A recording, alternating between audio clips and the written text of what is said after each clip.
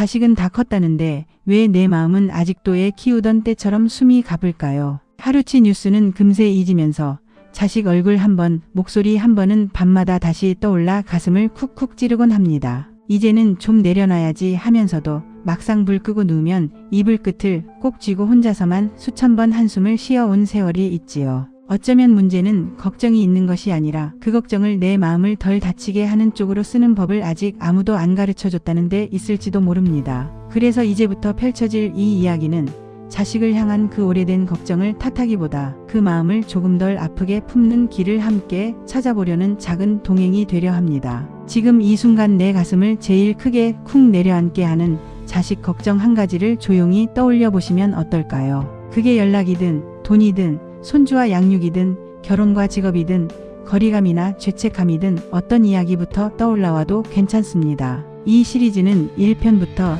차근차근 따라오셔도 좋고 지금 내 형편과 가장 닮은 제목을 골라 거기서부터 보셔도 전혀 상관없습니다. 중요한 건 순서가 아니라 오늘 이 중 한 문장이라도 내 마음을 어제보다 조금 덜 아프게 해주는가 하는 점 하나뿐입니다. 혹시 이 이야기가 마음 한켠에 살짝이나마 숨 쉴 틈을 만들어 주었다면 다음에 또 편하게 찾아오실 수 있도록 구독과 좋아요를 살짝 눌러두셔도 좋습니다. 그 작은 손짓이 이 채널에는 큰 응원이 됩니다. 그렇다면 이제 제1편 자식을 향한 걱정의 뿌리, 사랑과 집착 사이로 우리 함께 천천히 첫 발을 내디뎌 볼까요? 제1편 자식을 향한 걱정의 뿌리, 사랑과 집착 사이. 먼저 이런 질문부터 조용히 던져보려고 합니다. 지금 이 순간 내 마음을 제일 흔들어 놓는 자식 걱정은 무엇인지요? 요즘 연락이 뜸해진 게 마음에 남는지, 불안한 직장과 경제 형편이 걸리는지, 결혼 생각이 없어 보이는 모습이 답답한지, 손주와 양육 방식 때문에 며느리 사위와 미묘하게 부딪히는 장면이 떠오르는지 하나를 떠올려 보셔도 좋고 여러 가지가 한꺼번에 올라와도 괜찮습니다. 중요한 건 걱정거리의 종류를 따지는 게 아니라 그 걱정을 떠올릴 때마다 내 마음이 어떤 길을 지나서 괴로움에 도착하는지를 함께 살펴보는 것입니다. 예를 들어 딸에게 전화를 했는데 엄마 지금 회의 중이야. 나중에 다시 전화할게 하고 툭 끊어버렸다고 해보지요. 입으로는 그래 바쁘면 끊어 하고 말하고 전화를 내려놓지만 가슴 한쪽에서는 살짝 따끔한 느낌이 올라옵니다. 예전에는 내가 세상이었는데 이제는 회사가, 남편이, 애가 더 중요한 거구나 하는 서운함이 슬며시 고개를 듭니다. 여기까지는 너무나 자연스러운 첫 감정입니다. 부처님도 이런 첫 감정 자체를 잘못이라고 보지 않으셨습니다. 화가 날 만한 상황에서 화가 나고 서운할 만한 상황에서 서운한 건 지극히 사람다운 일입니다. 문제는 그 다음입니다. 그 작은 서운함이 올라온 뒤에 내 머릿속에서 어떤 말들이 꼬리에 꼬리를 물고 달라붙는지 한번 떠올려 봅니다. 결혼하더니 사람이 달라졌어. 나이 들면 부모는 결국 짐이지.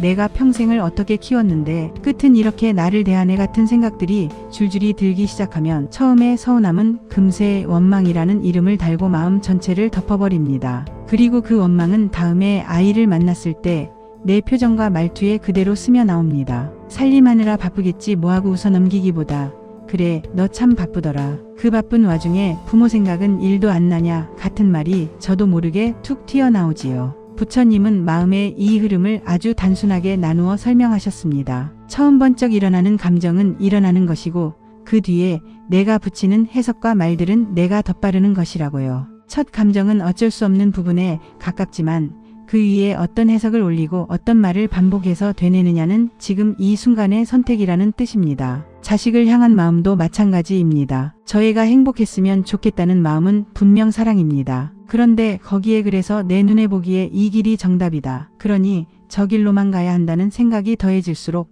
그 사랑은 서서히 나와 자식을 함께 조이는 집착으로 변해 갑니다. 그렇다고 그러면 애초에 기대도 하지 말고 사랑도 줄이지 뭐라고 해버리면 그 역시 또 하나의 극단입니다. 부처님은 집착을 내려놓으라고 하셨지 사랑 자체를 버리라고 하신 적은 없습니다. 오히려 사랑이 집착으로 굳어지지 않도록 방향을 조금씩 바로잡는 연습을 하라고 권하셨습니다. 그래서 우리가 먼저 할 수 있는 일은 자식 걱정이 올라올 때마다 조용히 이렇게 물어보는 것입니다. 지금 내 마음속에서 이 아이에게 무엇을 제일 강하게 바라고 있지? 그러면 연락 좀 먼저 해줬으면, 내 말을 조금은 들어줬으면, 안정된 직장을 잡았으면, 좋은 사람 만나 편하게 살았으면, 나를 잊지 않았으면 같은 답들이 하나씩 떠오를 겁니다. 이걸 알아차리는 순간 제가 문제다라는 방향에서 내 마음이 이렇게 애쓰고 있구나라는 쪽으로 시선이 살짝 돌아옵니다. 이를테면 이렇게 정리해 볼 수 있습니다. 지금 나는 이 아이가 내 생각대로 움직여주기를 바라고 있구나. 그 바람이 어긋날 때마다 화와 서운함이 생기는구나. 그렇다고 그 바람이 다 나쁜 건 아니다.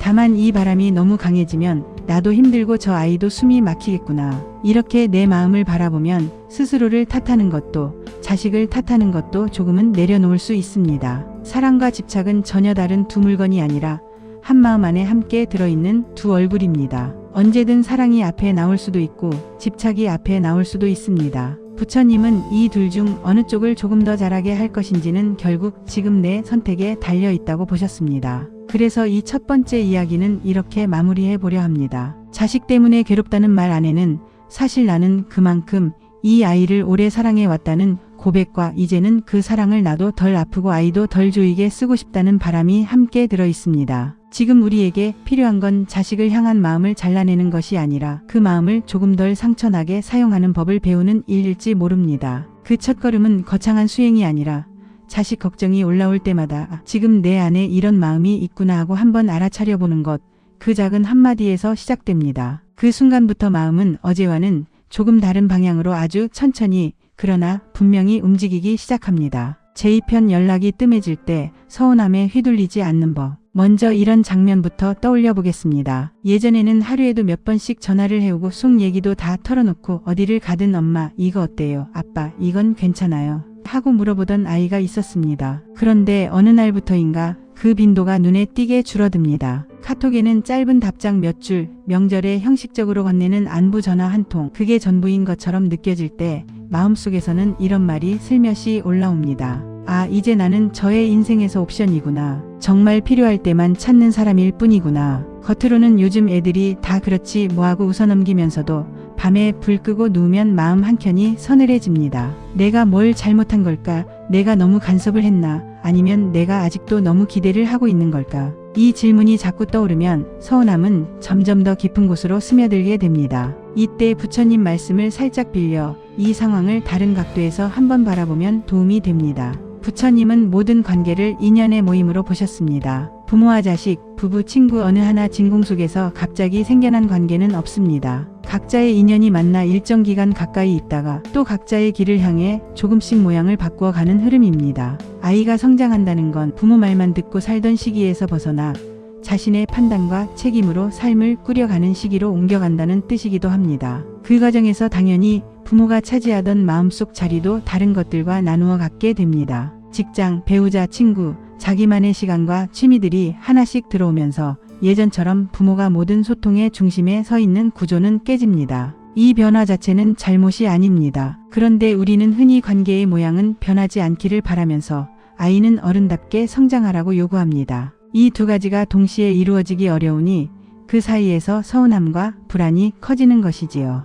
이 변화를 나에 대한 사랑이 식었다는 증거로만 받아들이는 순간 마음은 더 아프게 흔들리게 됩니다. 그래서 연락이 뜸해졌다고 느껴질 때 우리가 먼저 해볼 수 있는 작은 연습은 내 마음을 향해 솔직하게 묻는 것입니다. 나는 사실 어떤 연락을 원하고 있었지? 막연히 연락 좀 해라가 아니라 조금 더 구체적으로 적어봅니다. 일주일에 한 번쯤은 먼저 안부 전화를 해줬으면 좋겠다. 하루에 한 번쯤은 엄마 오늘 이런 일 있었어 하고 카톡이라도 왔으면 좋겠다. 힘들 때 다른 사람들만 찾지 말고 나한테도 한 번은 털어놨으면 좋겠다. 이렇게 적어보면 막연한 서운함이 나는 아직도 이 아이에게 이런 방식으로 사랑받고 싶어 한다는 바람으로 모습을 드러냅니다. 그러면 저 애가 나를 무시해서만이 아니라 나는 여전히 이 아이에게 이런 모습으로 기억되고 싶어 한다는 내 속마음을 함께 볼 수 있습니다. 그 순간 서운함이 조금은 단단한 자기 이해로 바뀌기 시작합니다. 이걸 알고 나면 아이에게 건네는 말도 달라질 수 있습니다. 너는 왜 연락이 없냐? 부모는 생각도 안 하냐라는 말은 듣는 쪽에서는 죄책감과 반발만 키우기 쉽습니다. 대신 이렇게 말해볼 수 있습니다. 요즘 내가 많이 바쁜가 보다. 그래도 가끔 내 생각이 나서 내가 먼저 전화해본다. 꼭 힘들 때가 아니어도 좋으니까 내가 살면서 느끼는 것들 엄마한테도 조금 나눠줬으면 좋겠다. 나는 여전히 내 편이다. 같은 내용이지만 앞에서는 넌 잘못했고 나는 서운하다가 중심이었다면 지금 이 말에는 나는 너를 여전히 응원하고 있다는 메시지가 중심이 됩니다. 부처님이 말씀하신 부드럽고 진실하며 이로운 말에 조금 더 가까운 표현이지요. 여기에서 한 걸음만 더 나아가 보면 연락 문제도 전혀 다른 얼굴을 하게 됩니다. 우리는 흔히 연락은 저쪽에서 먼저 해야 한다.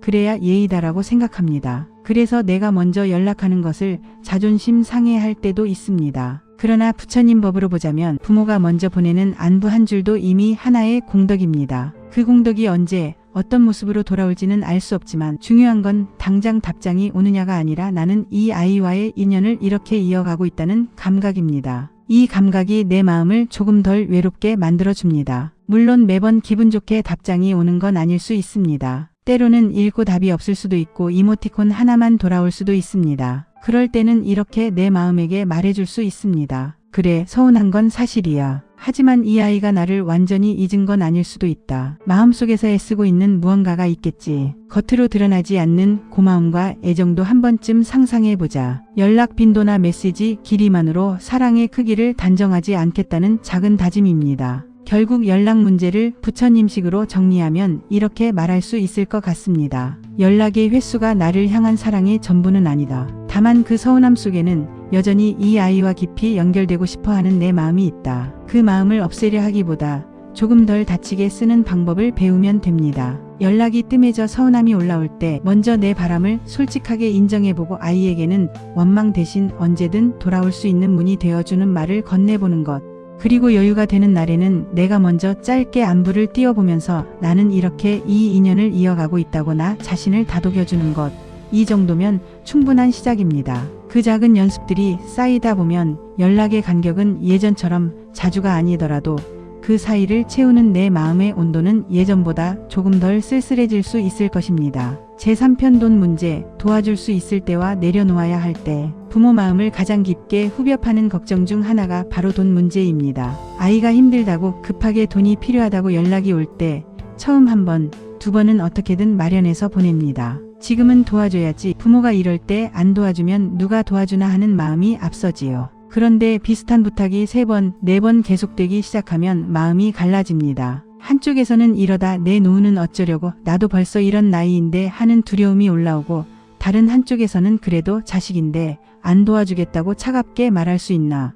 그러면 내가 부모 자격은 있는 건가 하는 죄책감이 고개를 듭니다. 이 두 마음 사이에서 쓸려다니다 보면 어느 순간 한숨이 먼저 나옵니다. 그래, 결국 나는 밑 빠진 독에 물 붓는 바보지 하고요. 여기서 부처님 말씀을 한번 떠올려 보면 좋습니다. 부처님은 주는 것, 즉 보시에 대해 이렇게 말씀하셨습니다. 자기 삶을 무너뜨리면서까지 남을 돕는 것은 지혜로운 보시가 아니다. 다시 말해 내가 나를 지탱할 최소한의 힘까지 내어주어 함께 쓰러져 버리는 건 겉으로는 희생처럼 보일지 몰라도 결국 누구에게도 진짜 도움이 되지 않는다는 뜻입니다. 그렇다고 그러니 도와주지 말라는 말도 아닙니다. 핵심은 어디까지가 나의 몫이고 어디부터는 그 아이의 몫인지를 분명히 보라는 데 있습니다. 그래서 현실적인 연습 하나를 제안해 볼 수 있습니다. 어느 날 마음이 조금 여유가 있을 때 종이 한 장을 꺼내 조용히 적어보는 겁니다. 나는 이 아이를 위해 내 형편상 어디까지 도와줄 수 있는가? 내가 당장 무리하지 않고 줄 수 있는 목돈이 어느 정도인지,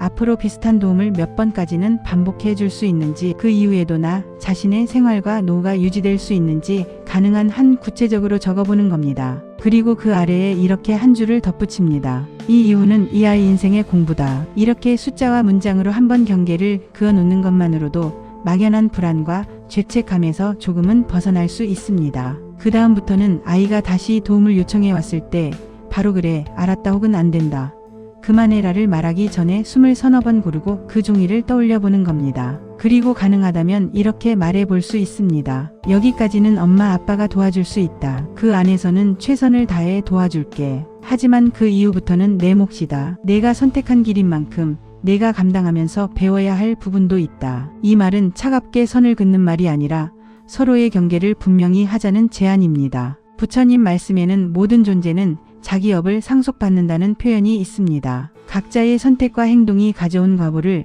결국 각자가 겪으며 배워간다는 뜻이지요. 부모가 자식의 업까지 전부 떠안으려 들면 부모는 지치고 아이는 자라지 못합니다. 내가 할 수 있는 만큼의 도움을 기쁘게 주되 그 도움으로도 해결되지 않는 부분은 그 아이 인생의 몫으로 남겨두는 것. 그것이 돈 문제 앞에서 우리가 할 수 있는 지혜로운 내려놓음입니다. 동시에 말 한마디에도 신경을 쓸 필요가 있습니다. 돈 문제로 갈등이 깊어질 때 자식을 향한 말 속에는 그동안 쌓인 서러움과 내 탓이라는 마음이 한꺼번에 섞여 나오기 쉽습니다. 내가 평생 어떻게 살아왔는데 너는 왜 이렇게밖에 못하냐. 다 내가 잘못 키워서 그렇지 하는 말들이 그런 말입니다. 이런 말은 그 순간 내 가슴에 쌓인 것들을 터뜨려 주는 것 같지만 듣는 쪽에게는 나는 원래 문제 있는 사람이다 라는 낙인을 찍어버리는 효과가 더 큽니다. 결국 아이는 나는 망한 인생이라는 생각에 더 깊이 빠지고 부모는 저의 인생이 이 모양이 된 것도 내 책임이라는 짐을 더 얹게 됩니다. 부처님은 말은 그 사람 입에서 나오지만 그 말을 어떻게 들을지는 듣는 이의 업에 달려 있다고 하셨습니다. 내가 자식을 어떤 눈으로 바라보느냐에 따라 같은 말도 약이 될 수도 독이 될 수도 있습니다. 그래서 돈 이야기를 해야 할 때 이렇게 바꾸어 말해볼 수 있습니다. 엄마 아빠가 걱정되는 건 내 능력이 아니다. 너 안에 좋은 가능성이 없는 것도 아니다. 다만 내가 돈과 삶을 너무 쉽게 생각하는 태도, 힘든 부분을 책임지지 않으려는 마음이 걱정된다. 그래도 내가 진심으로 바꾸고 싶다면 우리는 내 편에서 도와줄 마음이 있다. 이렇게 말하면 사람 자체를 나쁜 존재로 단정하는 대신 행동과 태도만 분명히 짚어줍니다. 동시에 우리는 아직 내 편이다라는 메시지를 함께 전하게 됩니다. 결국 돈 문제 하나만 두고도 부모 마음은 하루에도 몇 번씩 널뛰기를 합니다. 도와주고 나면 그래도 잘했다.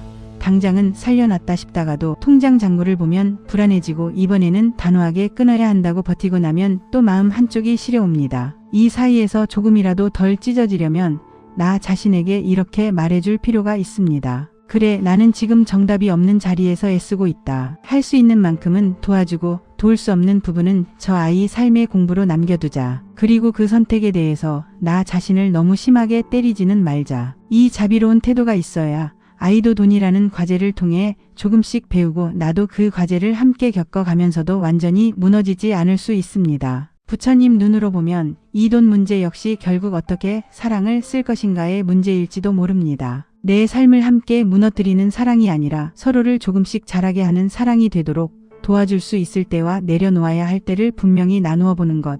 그것이 우리가 돈 앞에서 배울 수 있는 마음 공부의 한 걸음일 것입니다. 제4편 자식의 선택이 마음에 들지 않을 때 조언하는 법. 자식 걱정 가운데에서도 특히 마음을 크게 뒤흔드는 것이 있습니다. 바로 자식이 인생의 중요한 갈림길에서 부모 눈에는 도무지 이해가 안 가거나 너무 위험해 보이는 선택을 할 때입니다. 결혼을 미루거나 아예 하지 않겠다고 할 때, 모두가 부러워하는 안정적인 직장을 그만두고 프리랜서나 자영업을 하겠다고 할 때 부모 눈에는 그 길이 얼마나 험한지, 어디서 비를 맞고 어디서 넘어질지 마치 내 일처럼 생생하게 보입니다. 내가 살아봐서 안다. 그 길은 정말 힘들다라는 말이 목구멍까지 치밀어 오르고 괜히 말렸다가 얘 인생 망치는 건 아닐까? 그렇다고 가만히 두면 나중에 원망하지 않을까 하는 두려움이 가슴속에서 뒤섞입니다. 그래서 어떤 날은 그냥 하고 싶은 대로 살게 두자 하고 마음을 놓았다가도 막상 자식이 구체적인 계획을 얘기하면 다시 긴장이 치밀어 올라 목소리가 높아지고 결국 서로 감정만 상한 채 끝나버리기도 합니다. 이럴 때 부처님 가르침을 떠올려 보면 조금 다른 길이 보입니다. 부처님은 각자의 삶에는 각자의 인연이 있다고 보셨습니다. 내가 살아온 시대, 내가 지나온 길, 내가 만났던 사람들과 환경이 지금의 나를 만들었듯이 내 자식도 그 아이만의 시대와 인연 속에서 생각과 선택을 만들어 갑니다. 그래서 부모가 내가 살아보니 이게 정답이더라라고 느끼는 건 거짓이 아니지만 그 정답은 어디까지나 내 인생에 대한 정답일 뿐 아이 인생에 그대로 복사해서 붙일 수 있는 정답은 아닐 수도 있습니다. 문제는 우리가 이 사실을 머리로는 알면서도 마음은 여전히 내가 겪은 고생은 반복하지 않았으면 좋겠다. 그러니 내 기준대로 살아야 안전하다라고 강하게 믿고 있다는 데 있습니다. 그래서 자식의 선택이 마음에 들지 않을 때 가장 먼저 튀어나오는 말이 안 돼. 그건 아니다. 그 길은 망하는 길이다가 됩니다. 하지만 이 말은 대화의 문을 여는 말이 아니라 문을 쾅 닫게 만드는 말입니다. 아이 입장에서는 내 얘기를 들어줄 생각은 없고 이미 결론 다 정해놓고 나를 설득하려는 거구나 하는 느낌을 받습니다. 그러면 자연스럽게 부모와 거리를 두고 중요한 선택일수록 오히려 부모에게는 제일 나중에 말하거나 아예 숨기게 됩니다. 그 결과 부모는 왜 나한테는 말을 안 하냐고 서운해하고 자식은 어차피 말해봐야 잔소리 들을 텐데 뭐라고 마음을 닫는 악순환이 반복됩니다. 여기서 방향을 살짝 틀 수 있는 길을 부처님에게서 배워볼 수 있습니다. 부처님은 내가 옳다고 느끼는 것을 강요가 아니라 사례로 제시하라는 태도를 자주 보여주셨습니다. 이걸 부모와 자식 사이에 옮겨오면 말투가 조금 달라집니다. 그건 안 된다. 틀렸다 대신 이렇게 시작해보는 겁니다. 엄마 아빠는 살아보니까 이런 방식이 좋더라. 정규직으로 오래 다니니까 마음이 조금 안정되더라. 다만 요즘 세대가 다 우리처럼 살 수 있는 건 아니라는 것도 안다. 너는 어떻게 생각하니? 이 말 안에는 내 경험은 이렇다라는 이야기까지는 들어있지만 그러니까 너도 이렇게 해야 한다는 명령은 없습니다. 대신 너 생각은 어떠냐고 묻는 빈자리가 열려 있습니다. 이 질문이 있어야 아이도 자신의 고민과 계획을 조금 더 솔직하게 털어놓을 수 있습니다. 물론 이렇게 묻는다고 해서 자식이 부모 뜻대로 방향을 틀 거라는 보장은 없습니다. 어떤 경우에는 결국 부모 눈에는 위험해 보이는 길을 선택하기도 합니다. 그때 우리는 마음속에서 두 갈래 길 앞에 서게 됩니다. 끝까지 말로 붙잡고 싸우거나 경제적으로 압박하면서 접게 만들려는 길이 하나 있고, 솔직히 많이 걱정되지만 내가 충분히 생각해서 내린 결정이라면 이제는 내 몫으로 맡기겠다 하고 한 발 물러서는 길이 또 하나 있습니다. 부처님은 뒤쪽의 길을 자비의 길이라고 부르셨습니다. 자비는 내 마음 편한 대로 내 인생을 조정하는 것이 아니라 상대가 자기 삶을 온전히 살아갈 수 있도록 곁에서 등을 들어주며 지켜보는 힘이기 때문입니다. 그래서 실제 상황에서는 이렇게 말해볼 수 있습니다. 솔직히 말하면 엄마 아빠는 내가 그 길을 가는 게 겁난다. 많이 걱정된다. 우리 세대 눈에는 참 위험해 보인다. 그렇지만 내가 충분히 생각해 보고도 이 길을 선택했다면 우리도 내 선택을 존중해 줄게. 대신 정말 힘들어질 때는 숨기지 말고 얘기해라. 그때는 우리가 도와줄 수 있는 만큼 도와줄게. 이 말에는 부모의 솔직한 두려움도 담겨 있고 자식을 한 사람의 어른으로 믿어보겠다는 마음도 함께 담겨 있습니다. 다 너 잘되라고 하는 소리야라는 흔한 문장은 때로는 아이에게 내가 원하는 삶보다 내가 생각하는 안전한 삶이 더 중요하다는 메시지로 들릴 수 있습니다. 대신 엄마 아빠는 내가 힘들지 않았으면 좋겠다. 그래도 내가 정말 이 길을 가고 싶다면 힘들더라도 의미 있는 힘들이면 좋겠다. 내 인생이니까 내가 선택하고 책임지는 연습도 필요하다라고 말해보면 아이는 나를 위험에서만 빼내려는 사람이 아니라 넘어져도 다시 일어날 수 있다고 믿어주는 사람을 느끼게 됩니다. 결국 자식의 선택이 마음에 들지 않을 때 부모가 할 수 있는 일은 생각보다 단순할지도 모릅니다. 아이 대신 길을 결정해주는 사람이 아니라 아이가 자기 길을 걸어갈 때 옆에서 등을 들어주는 사람이 되는 것. 그게 부처님이 말씀하신 부모의 자리이기도 합니다. 각자의 길은 각자가 걷는다는 말처럼 자식 인생의 발걸음은 결국 그 아이가 내딛어야 합니다. 부모는 그 길 위에 돌부리를 대신 치우고 싶어 안달이 나지만 어떤 돌부리는 스스로 걸려 넘어져 봐야 비로소 조심하게 됩니다. 그러니 우리가 할 수 있는 최선은 내 불안과 두려움 때문에 아이의 선택을 무조건 막아서는 사람이 아니라 걱정되는 마음을 숨기지 않되 그럼에도 그래 내 인생이니 내가 가보아라. 다만 힘들어질 때는 언제든 돌아와 기대라라고 말해주는 사람으로 서보는 것입니다. 부처님 눈으로 보면 이 한마디가 바로 집착에서 자비로 살짝 방향을 트는 순간입니다. 그리고 그 순간부터 자식의 선택이 완전히 마음에 들지는 않아도 그 길을 지켜보는 내 마음의 무게는 조금은 가벼워질 수 있습니다. 제5편 손주와 양육, 세대 차이 사이에서 마음 지키기. 손주 이야기만 나오면 참 이상하게도 얼굴 근육부터 먼저 풀립니다. 아이고 내 새끼 하는 소리가 절로 나오고 허리가 아파도 번쩍 안아 올리고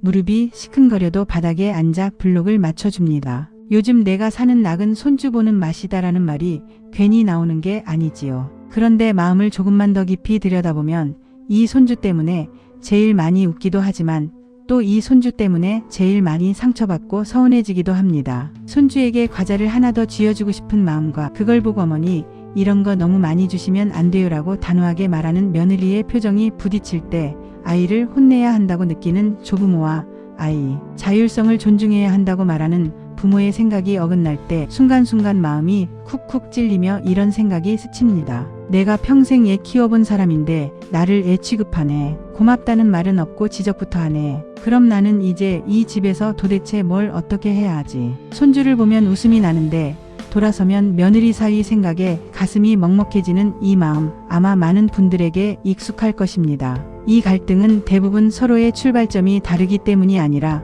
오히려 너무 닮았기 때문에 생깁니다. 할머니, 할아버지의 마음은 분명합니다. 손주에게 뭐라도 더 해주고 싶은 마음, 내가 우리 애들 키울 때 못해준 것, 부족했던 것들을 이 아이에게라도 해주고 싶은 마음, 이 아이가 우리 집에 오면 늘 좋은 기억만 가득했으면 좋겠다는 바람이 바탕에 깔려 있습니다. 며느리와 사위의 마음 역시 결국 사랑에서 출발합니다. 요즘은 먹을거리, 환경, 교육이 너무 복잡하니 더 조심해야 한다. 아이 건강을 지키는 건 부모의 책임이다. 감정 표현을 존중해줘야 한다는 생각과 내가 엄마, 아빠로서 역할을 제대로 못하면 어쩌나 하는 불안이 섞여 있지요. 부처님 말씀을 빌려보면 의도는 서로 닮았고 방법만 서로 다른데 우리는 그 차이가 드러나는 순간 상대의 마음은 보지 못하고 나를 무시한다. 나를 구식 취급한다는 해석으로 곧장 건너뛰곤 합니다. 손주에게 과자를 쥐어주며 느꼈던 뿌듯함은 내가 애한테 잘했다는 기쁨이지만 이런 거 너무 주지 마세요 라는 말은 당신 방식은 틀렸어요로 들립니다. 손주가 인사도 안 하고 방으로 들어갈 때 옆에서 그 모습을 보는 조부모는 요즘 애들은 싸가지가 없다는 말이 입 밖으로 튀어나올 것 같지만 요즘 부모는 아직 감정을 조절하는 연습 중이니 너무 강하게 눌러서는 안 된다고 생각합니다. 게임과 스마트폰, 학원과 공부, 예절과 훈육까지 거의 모든 장면마다 이런 차이가 드러나고 그때마다 조부모 마음에는 이렇게 키워서 괜찮겠나, 나라면 절대 저렇게 안 키운다는 불안과 답답함이 함께 올라옵니다. 바로 이 지점에서 부처님 말씀을 한번 떠올려 볼 수 있습니다. 부처님은 관계 때문에 마음이 아플 때 누가 옳으냐보다 내 마음이 어디에서 출발했느냐를 먼저 보라고 하셨습니다. 며느리의 말 한마디에 가슴이 서늘해졌다면 그 순간 속으로 이렇게 먼저 말해보는 겁니다. 그래, 지금 내 안에서 서운함이 확 올라오고 있구나. 고맙다는 한마디 못 듣고 지적부터 들은 것 같아 서럽구나. 손주에게 잘해주고 싶은 마음이 꺾이는 것 같아서 속이 쓰리구나. 이처럼 내 마음을 있는 그대로 인정해주면 그 서운함이 바로 공격으로 변하는 속도를 조금 늦출 수 있습니다. 그리고 한 걸음 물러나 손주를 떠올리며 조용히 자문해 봅니다. 이 아이 앞에서 나는 어떤 어른으로 기억되고 싶은가? 잔소리 많고 늘 화난 얼굴로 남고 싶은가? 아니면 웃는 얼굴과 따뜻한 손길이 먼저 떠오르는 사람으로 남고 싶은가? 이 질문을 가슴에 놓고 보면 며느리에게 건네는 말도 조금 달라질 수 있습니다. 그럼 나는 손주한테 아무것도 해주지 말라는 거냐라고 따지는 대신 이렇게 말해보는 거지요. 그래, 요즘은 그런 게 걱정되겠구나. 예전에는 이런 거 신경도 못 쓰고 키웠는데 요즘은 또 다르네. 앞으로는 내가 줄 때는 조금 줄여볼게. 대신 내가 없을 때 애가 나한테 뭐 달라고 뗐으면 가끔은 조금만 같이 봐주자. 할머니 집에 오는 재미가 또 있어야 하지 않겠니? 내 기준을 완전히 버리지 않으면서도 아이 부모의 기준을 인정해 주려는 이 태도가 바로 부처님이 말씀하신 중도와 닮아 있습니다. 너무 내 쪽으로도 너무 상대 쪽으로도 치우치지 않으려는 작은 조정, 이것이 세대 차이 속에서 마음을 지키는 수행입니다. 결국 손주와 양육 문제는 손주를 어떻게 바꿀 것인가의 문제가 아니라 이 아이를 사이에 두고 내가 어떤 어른으로 서 있을 것인가의 문제이기도 합니다. 손주는 내 아이가 아니지만 내 사랑이 머무를 수 있는 또 하나의 자리입니다. 손주를 볼 때 자꾸 예전 내 자식을 떠올리며 그때 못해준 걸 이제라도 다 해보겠다는 마음이 너무 커지면 어느새 손주를 통해 과거를 보상받으려는 집착으로 바뀔 위험도 있습니다. 부처님 눈으로 보면 손주의 인생은 내 자식을 다시 키워보는 두 번째 기회가 아니라 완전히 새로운 한 사람의 인생입니다. 그래서 이렇게 다짐해 볼 수 있습니다. 손주 앞에서는 내 상처보다 내 온기가 조금 더 크게 드러나게 해보자. 혼내는 말보다 힘이 되는 말을 한 번 더 하고 잔소리 한 번 줄이는 대신 안아주는 시간을 한 번 더 늘려보자. 며느리와 사위를 바라볼 때 왜 이것밖에 못하냐보다는 이 시대에 애 키우느라 너도 고생이 많다는 말을 한 번이라도 더 건네보자. 그렇게 살다 보면 언젠가 손주가 이렇게 말해줄지도 모릅니다. 울고 싶을 땐 할머니 집에 가는 게 제일 좋아. 할아버지 집에 가면 괜히 마음이 편해져. 그 한마디면 지금까지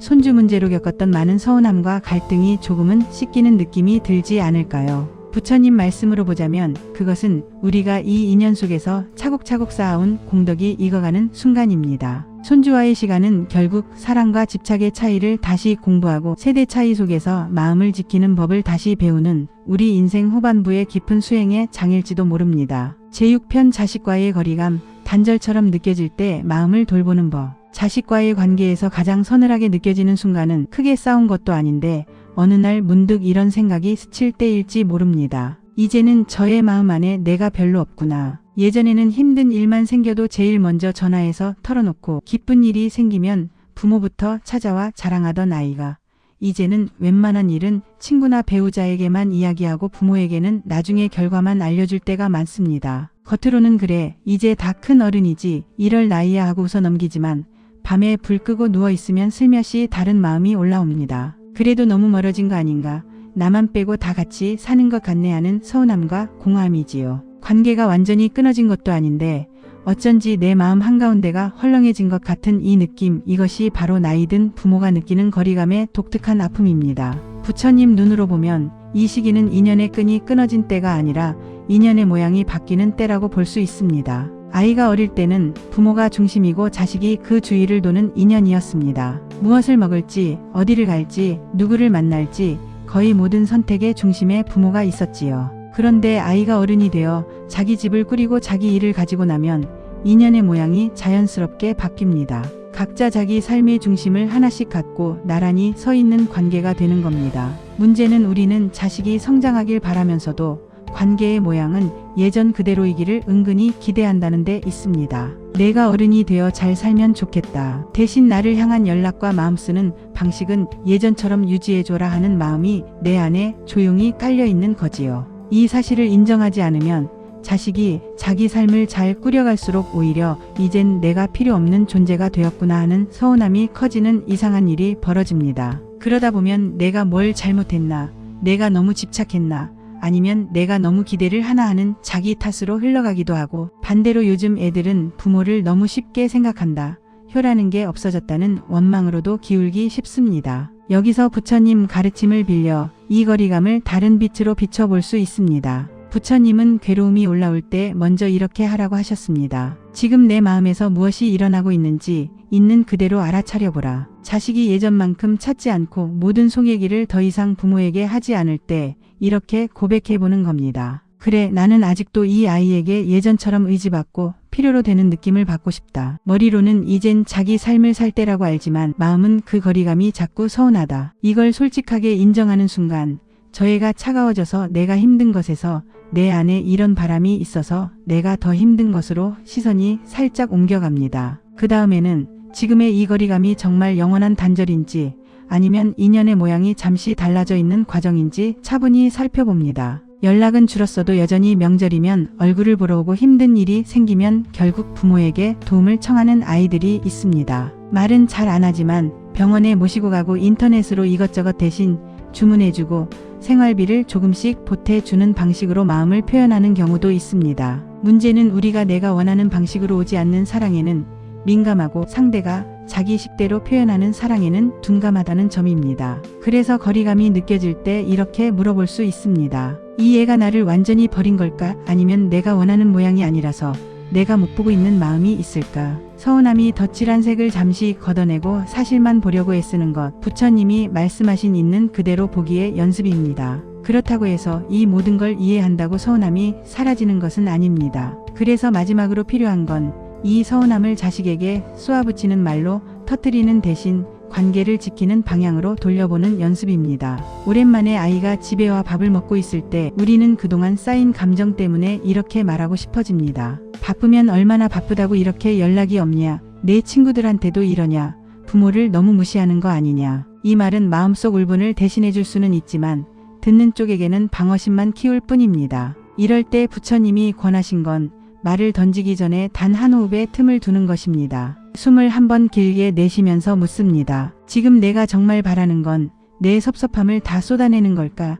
아니면 이 아이가 다음에도 다시 오고 싶은 집을 만드는 걸까? 그 질문 하나 던지고 나면 다른 말이 올라옵니다. 요즘 많이 힘들지? 그래도 이렇게 얼굴 보여줘서 고맙다. 자주 못 와도 괜찮다. 대신 올 때마다 건강하게만 와라. 이 말은 내 서운함을 완전히 해결해 주진 않지만 인연의 끈을 끊지 않고 이어줍니다. 그리고 이 끈이 유지될수록 언젠가 아이도 자기 삶이 막막할 때 그래도 돌아가 기대어 앉을 곳이 있다고 느끼게 됩니다. 또 한편으로 거리감이 더 아프게 느껴지는 이유 중 하나는 내 하루가 자식 생각만으로 가득 차 있기 때문이기도 합니다. 부처님은 자기 삶을 잘 돌보는 것 또한 큰 수행이라고 하셨습니다. 자식과의 거리감을 덜 아프게 만들려면 내 삶 안에 자식 말고도 마음을 둘 수 있는 인연들을 조금씩 늘려야 합니다. 짧은 산책, 동네 도서관, 취미 하나, 오래 못 본 친구와의 통화, 동네 어르신들과 나누는 밥 한 끼 같은 소소한 것들이 내 하루의 다른 기둥이 되어줍니다. 인연이 자식에게만 몰려 있을수록 그 인연이 조금만 멀어져도 마음이 통째로 흔들립니다.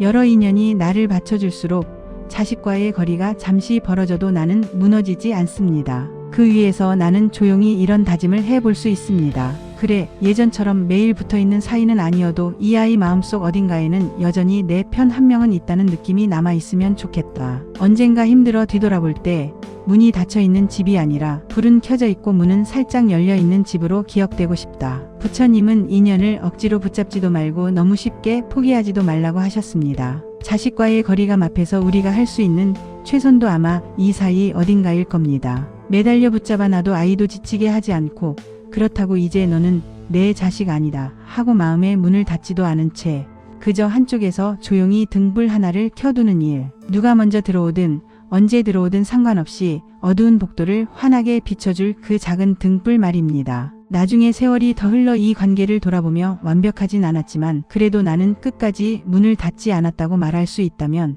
부처님 눈으로 볼 때 그 마음이야말로 우리가 이 생에서 지어온 가장 깊은 공덕 중 하나일지 모릅니다. 제7편 돈 문제와 도움의 경계, 자비와 집착 사이에서 자식 때문에 마음이 가장 세게 요동칠 때를 떠올려보면 손주 문제만큼이나 자주 등장하는 것이 바로 돈 이야기입니다. 엄마 이번 달에 카드값이 좀 모자라서 아빠 사업이 잠깐만 힘들어서 이것만 좀 도와주면 다시 일어나 볼게. 처음 한두 번은 당연히 돕습니다. 내 자식인데 내가 안 도와주면 누가 도와주겠나 하는 마음으로 있는 돈 없는 돈 긁어 모아 보냅니다. 그런데 이게 한 번, 두 번, 세 번, 네 번 반복되고 금액은 점점 커지고 내 통장 잔고는 눈에 띄게 줄어들고 노후 자금까지 슬슬 건드리게 되면 어느 순간 마음속에서 이런 말이 새어나옵니다. 내가 너를 키운 건지 너한테 평생 돈 대주는 기계가 된 건지 모르겠다. 나는 도대체 언제 나를 위해 써보냐. 사랑해서 도왔는데 어느 순간부터는 서운함과 분노,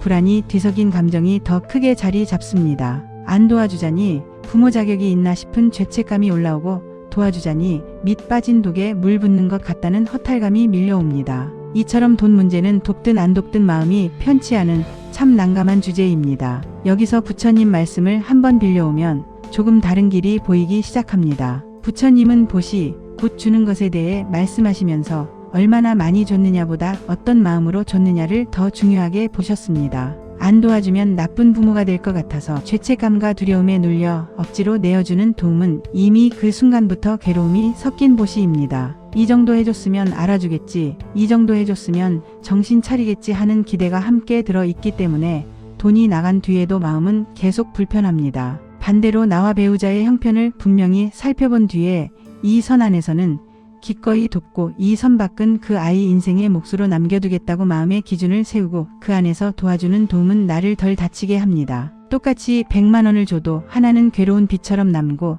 다른 하나는 내가 선택한 선물처럼 남는 이유가 여기에 있습니다. 예를 들어 30이 넘은 아들이 직장을 몇 번 옮기다가 친구와 사업을 하겠다며 회사를 그만두었고 초기에는 젊을 때 도전해보는 것도 필요하지 하는 마음으로 자본을 보태주고 장비를 사주고 사무실 보증금까지 도와줬다고 해보겠습니다. 그런데 1년, 2년이 지나도 사업은 제자리고 카드값과 대출이 쌓여갈수록 이번만 이것만 막아주면 진짜 다시 해볼게. 이게 마지막이야 라는 말이 입에 달라붙습니다. 이때 부모 마음은 두 갈래로 찢어집니다. 안 도와주면 정말 길바닥에 나앉는 것 아닌가 하는 두려움과 또 도와주면 저 아이는 언제 책임지는 법을 배울까 하는 답답함 속에서 흔들리는 것이지요. 부처님 눈으로 보면 바로 이 지점에서 자비와 집착이 갈립니다. 자비는 그 사람에게 진짜로 이로운 것이 무엇인지를 묻는 마음이고 집착은 지금 이 순간 내 불안을 덜어주는 선택에 매달리는 마음입니다. 어떤 때는 돈을 내어주는 것이 자비일 수 있습니다. 당장 끊어버리면 아이가 정말로 벼랑 끝으로 떨어질 상황이라면 한 번 더 붙잡아 올려주는 손길이 필요하겠지요. 그러나 어떤 때는 도와주지 않는 것이 더 큰 자비가 될 수도 있습니다. 부모가 계속 막아주고 메어주는 바람에 아이가 자기 선택의 결과를 온전히 겪어보지 못하고 책임지는 법을 배우지 못한 채 어른이 되어 버릴 수 있기 때문입니다. 그래서 어느 날 마음이 조금 차분할 때 종이 한 장을 꺼내 이렇게 적어보는 연습을 해볼 수 있습니다. 우리 노후에 꼭 필요한 최소한의 생활비, 의료비는 얼마인가? 이 선 안쪽은 절대로 건드리지 않겠다. 그리고 그 바깥에서 자식에게 어느 정도까지는 도와줄 수 있겠는가? 이렇게 숫자로 한번 경계를 그려보고 그 아래에 조용히 한 줄을 덧붙입니다. 이 이후는 이 아이 인생의 공부다. 이 경계가 머릿속에 한번 그려져 있으면 자식이 다시 도움을 요청해 올 때 바로 그래, 알았다 혹은 안 돼, 그만해라라고 감정적으로 답하기보다 숨을 서너 번 고르고 이 기준을 떠올릴 수 있습니다. 그리고 이렇게 말해 볼 수 있습니다. 여기까지는 엄마 아빠가 도와줄 수 있다. 이 안에서는 최선을 다해 돕겠다. 하지만 그 이후부터는 내 몫이다. 내가 선택한 길인 만큼 내가 감당하면서 배워야 한다. 이 말은 차갑고 매정한 이야기가 아니라 서로의 경계를 분명히 해주는 말입니다. 실제로 이런 말을 꺼내야 할 순간을 대비해서 혼자 있을 때 거울을 보고 연습해 보는 것도 도움이 됩니다. 우리가 너를 미워해서가 아니다. 우리도 우리 인생의 마지막을 준비해야 하는 나이가 됐다. 그래서 지켜야 할 선이 있다. 우리는 여전히 내 편이지만 내 인생을 대신 살아줄 수는 없다. 이런 문장을 미리 입에 익혀두어야 눈앞에서 아이가 울먹이며 이번이 진짜 마지막이야 라고 할 때에도 너무 쉽게 무너지지 않을 수 있습니다. 그러나 기준을 세우고 연습을 한다고 해서 이미 지나온 시간에 대한 후회와 서운함이 하루아침에 사라지는 것은 아닙니다. 어떤 분들은 이렇게 말합니다. 이미 몇천 몇억을 도와줬는데 지금 와서 선을 긋는다고 무슨 소용이냐. 이미 늦었다. 이때 부처님은 이미 익어 떨어진 과일은 다시 나뭇가지에 붙일 수 없다. 하지만 오늘 이 자리에서 새 씨앗을 심을 수는 있다고 말씀하셨을 겁니다. 이미 도와준 돈을 떠올리며 그때만 안 해줬어도 내가 왜 그때 그렇게 했을까 하며 매일같이 자책하는 대신 이렇게 마음을 돌려볼 수 있습니다. 그래, 그때의 나는 그게 최선이라고 믿었다. 어리석음도 섞여 있었겠지만 그 안에는 이 아이를 살려보겠다는 간절함도 있었다. 이젠 그때의 나를 조금 용서해주자. 대신 오늘부터는 같은 자리를 똑같이 돌지 않겠다고 다짐해보자. 이렇게 스스로를 이해해주면 과거를 붙잡고 나를 때리는 일은 조금 줄어들고 오늘의 선택을 다르게 할 힘이 조금씩 생깁니다. 또 한 가지 놓치기 쉬운 면이 있습니다. 자식이 형편이 넉넉지 않다 보니 부모가 스스로를 많이 줄이고 취미도 친구도 여행도 미루면서 계속 도와주는 경우입니다. 겉으로는 자식 잘 되는 게 내 기쁨이다라고 말하지만 속 깊은 곳에서는 나도 좀 누리고 싶다. 왜 나는 평생 이렇게만 살아야 하나 하는 서러움이 켜켜이 쌓입니다. 이 마음을 끝까지 꾹꾹 눌러놓으면 언젠가 작은 말다툼이 생겼을 때 그동안 삼켰던 말이 한꺼번에 터져 나옵니다. 내가 너 때문에 뭘 못했는 줄 알아? 내가 평생 너에게 얼마를 썼는 줄 아냐? 이 말은 한번 나오면 자식 마음에는 깊은 상처를 남기고 나 자신에게도 내가 왜 저렇게까지 했을까 하는 허탈감을 남깁니다. 부처님은 주는 사람도 받는 사람도 주는 것 자체도 집착의 대상이 되지 않게 살펴야 한다고 하셨습니다. 내가 자식에게 해준 것들을 마음속에서 빚으로 들고 있으면 계속해서 언젠가 저 애가 나를 이렇게 해줘야 내가 속이 풀리겠다는 계산이 남습니다. 반대로 그것을 공덕으로 들고 있으면 그래, 내가 내 인생에서 할 수 있는 만큼은 했다. 이 아이가 이걸 알아주든 안 알아주든 나는 나 나름대로 최선을 다했다는 마음이 남습니다. 부모가 자신에게 이렇게 말해줄 수 있을 때 마음속의 쓴맛이 조금씩 덜해집니다. 나는 이 아이에게 충분히 많이 줬다. 못한 것도 있지만 해준 것도 참 많다. 이제 남은 인생에서는 나 자신을 위해서도 조금은 써야 한다. 그게 이기적인 것이 아니라 내 삶을 책임지는 또 다른 모습의 지혜다. 부모가 자기 삶을 너무 가난하게 만들수록 자식도 마음이 더 무거워집니다. 오히려 부모가 적당히 자기 삶을 즐기고 건강을 챙기고 친구도 만나고 웃는 얼굴을 유지하는 편이 자식에게는 더 큰 선물이 될 수 있습니다. 그리고 돈 문제로 자식과 크게 다투고 난 뒤에 찾아오는 허무함과 죄책감도 꼭 짚어봐야 합니다. 싸움이 끝나고 문이 쾅 닫히면 집안에는 갑자기 정막이 흐르지요. 방금 전까지는 분노가 끌어올랐지만 시간이 조금 지나면 슬픔과 후회가 밀려옵니다. 돈이 뭐라고 내가 내 자식에게 그런 말까지 했을까? 그렇게까지 소리칠 필요는 없었는데. 이럴 때야말로 부처님 말씀을 떠올리며 나 자신에게도 자비를 나누어 줄 시간이 필요합니다. 그래, 그 순간에는 나도 너무 무서웠다. 내 노후가 이 아이의 앞날이 우리 가족의 미래가 한꺼번에 겹쳐 보였기 때문에 그만 나도 버티지 못하고 터져버렸다. 그렇다고 해서 내가 이 아이를 사랑하지 않는 건 아니다. 이렇게 내 마음의 배경을 이해해주면 나는 왜 이 모양이냐는 자기 비난에서 조금씩 걸어 나올 수 있습니다. 감정이 가라앉고 나서 짧게라도 한마디를 건네보는 것도 좋습니다. 아끼는 엄마 아빠도 너무 겁이 나서 말을 심하게 했다. 그렇다고 해서 내가 잘 되길 바라지 않는 건 아니다. 돈 이야기는 앞으로도 필요하면 계속하되 우리 둘 다 서로 상처 덜 주는 방법을 같이 찾아보자. 이 말은 내가 틀렸다는 사과이기도 하지만 돈 문제 때문에 관계를 끊지 않겠다는 선언이기도 합니다. 부처님 가르침에서 참회는 단순한 후회가 아니라 잘못을 인정하고 다시 그런 방향으로 가지 않겠다고 다짐하는 마음입니다. 이 참회가 있을 때 돈 때문에 어긋난 관계도 다시 천천히 이어질 수 있습니다. 앞으로도 자식과의 돈 문제는 우리를 여러 번 시험할 것입니다. 다만 우리가 할 수 있는 것은 그때마다 조금씩 다른 선택을 해보는 것뿐입니다. 예전에는 무조건 내어주다가 마음이 상했다면 이제는 내 형편과 한계를 분명히 알고 그 안에서 기쁘게 도와주겠다고 선택해보는 것. 예전에는 그래, 이번만을 수없이 반복했다면 이제는 용기 내어 여기까지라고 말해보는 것. 예전에는 돈 이야기가 곧 서로를 찌르는 말싸움으로 번졌다면 이제는 내 두려움과 이 아이의 두려움을 서로 조금씩 꺼내어 나누어 보는 방향을 연습해 보는 것.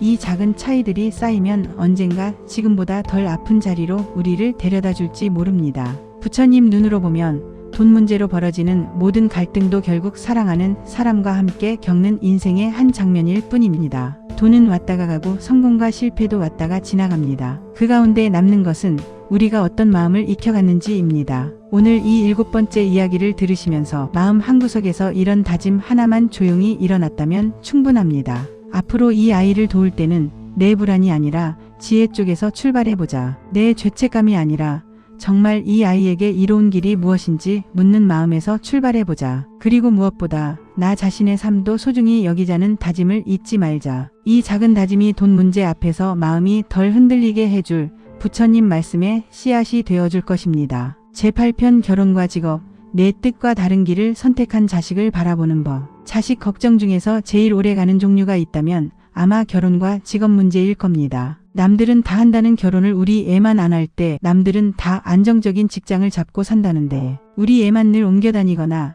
프리랜서로 산다고 할 때 겉으로는 요즘 세대가 다 그렇지 뭐하고 웃어 넘기지만 밤에 혼자 누웠을 때 마음이 조용해지면 이런 생각이 자꾸 올라옵니다. 저 길 끝에는 진짜 괜찮을까? 나 없어도 저 애가 혼자 버틸 수 있을까?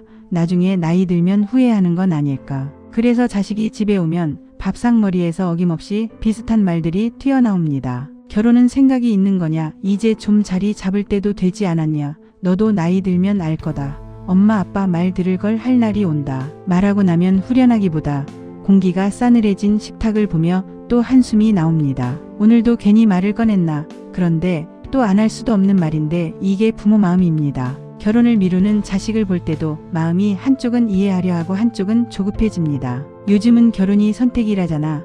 혼자 사는 사람도 많다 하고 스스로를 달래다가도 속에서는 그래도 혼자 늙어가면 어떡하냐, 나 죽고 나면 옆에 아무도 없으면 어쩌냐 하는 걱정이 스멀스멀 올라옵니다. 직업도 마찬가지입니다. 공무원, 교사, 대기업처럼 안정적인 직업을 선호하던 세대에서 살아온 우리는 아이가 직장을 자주 옮기거나 프리랜서, 예술, 창업을 하겠다고 나설 때 입에 자동으로 이런 말이 올라옵니다. 배고픈 예술가는 안 된다.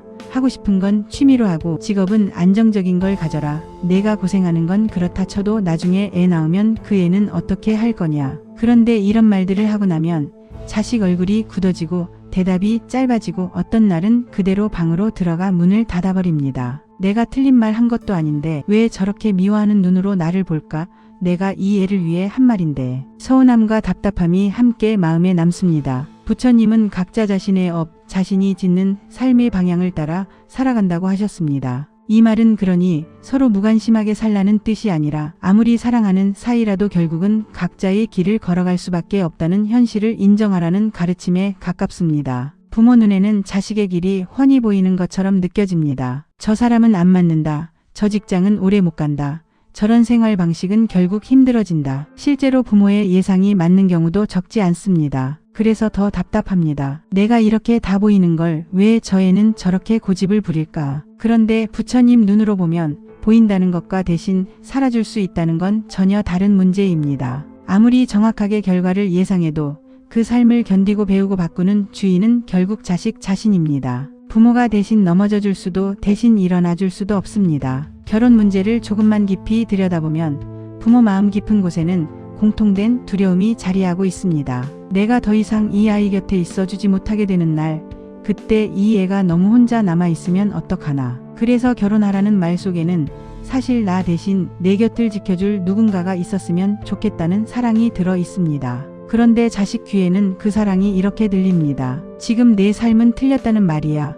혼자인 내 모습은 불완전하다는 거야. 내가 너를 있는 그대로 인정하지 않는다는 뜻이야. 같은 말 한마디 안에 부모의 사랑과 자식의 상처가 동시에 들어있는 셈입니다. 직업 문제도 마찬가지입니다. 부모 세대는 불안하지만 버티며 살아온 세대입니다. 한 직장에 오래 다니고 월급이 일정하고 사대보험이 되는 것만으로도 감사하며 산 시간이 길었습니다. 반면 요즘 세대는 나답게 살고 싶다. 내 시간을 지키고 싶다. 재미와 의미가 있는 일을 찾고 싶다는 마음이 강합니다. 부모는 말합니다. 배고픈 예술가는 안 된다. 내가 고생하는 건 그렇다 쳐도 나중에 가족은 어떻게 할 거냐. 자식은 이렇게 느낍니다. 내가 진짜 좋아하는 걸 무시당한다. 내 인생 운전대를 뺏기고 있다. 나를 믿지 않는다. 그래서 결국 각자 더 세게 자기 말을 주장하게 됩니다. 부모는 더 강하게 그 길은 안 된다고 말하고 자식은 더 강하게 그래서 당신들 말은 안 듣겠다고 돌아섭니다. 부처님은 나는 옳고 너는 틀렸다는 마음이 괴로움의 큰 뿌리라고 하셨습니다. 지금 우리 마음 안에서도 바로 그 줄다리기가 벌어지고 있는 겁니다. 그래서 우리가 처음으로 할 수 있는 마음 공부는 자식의 선택을 보기 전에 내가 진짜 두려워하는 것이 무엇인지를 스스로에게 솔직하게 물어보는 것입니다. 나는 결혼이라는 제도 자체를 중요하게 여겨서 이렇게 말하는 걸까? 아니면 내가 없어지고 난 이후에 이 아이가 너무 혼자 남을까 봐 두려워서 그런 걸까? 남들 다 하는 걸 우리 애만 안 하는 것 같아. 괜히 체면이 쓰이고 내 인생 실패한 것처럼 느껴져서 그런 건 아닐까? 직업에 대해서도 이렇게 물어볼 수 있습니다. 저 일이 위험해 보여서 걱정되는 걸까? 아니면 남들에게 설명하기 편한 직업을 가져주길 바라는 마음이 함께 섞여 있는 걸까? 이 질문에 정답은 없습니다. 다만 이 질문을 통해 자식을 위한 마음과 내 체면과 두려움을 위한 마음이 함께 섞여 있다는 걸 조금이라도 알아차릴 수 있으면 그 다음에 나오는 말의 톤이 달라지기 시작합니다. 이제 같은 걱정을 전하더라도 부처님 말씀을 빌려 말의 방향을 조금 바꾸어 보는 연습을 해볼 수 있습니다. 예를 들어 예전에는 딸에게 이렇게 말했을지 모릅니다. 너는 왜 결혼을 안 하려고 드냐?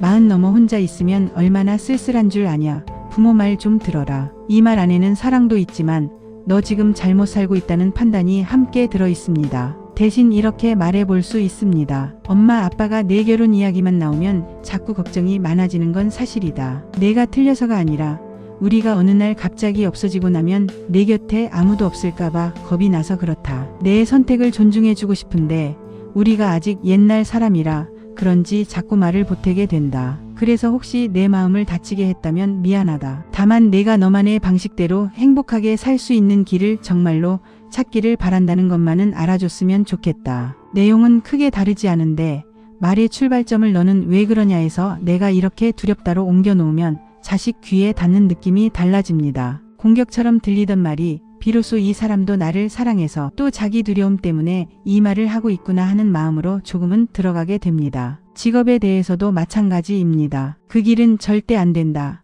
우리 집에서는 그런 선택 허락 못한다라고 잘라버리면 자식은 결국 내 삶에서 부모의 의견은 참고가 아니라 장애물이라고 느끼게 되고 속을 숨기기 시작합니다. 그 순간부터 부모는 자식의 삶에서 완전히 밖으로 밀려납니다. 대신 이렇게 말해볼 수 있습니다. 엄마 아빠가 살아보니 내가 말하는 직업의 위험도 분명히 보인다. 수입이 들쭉날쭉할 수 있고 나이가 들어서도 버틸 수 있을지 걱정된다. 그래서 이 부분들에 대해 내가 한 번 더 깊게 생각해 봐줬으면 좋겠다. 하지만 결국 그 길을 걸어가는 사람은 너니까 엄마 아빠가 대신 결론을 내리지는 않겠다. 다만 나중에 많이 힘들어질 때 우리에게 너무 큰 기대만 하지는 말아라. 우리는 내 인생을 대신 책임질 수는 없지만 내 편으로 옆에 있어주는 것만은 끝까지 하고 싶다. 부처님 말씀 중에 이런 뜻의 가르침이 있습니다. 다만 등불을 보여줄 뿐 그 길을 걸을지 말지는 각자에게 달렸다. 부모가 해줄 수 있는 최선은 자기 삶에서 배운 것들을 솔직하게 나누고 가능한 위험들을 알려주고 이렇게 하면 조금 덜 다칠 수 있다는 조언을 건네는 것까지입니다.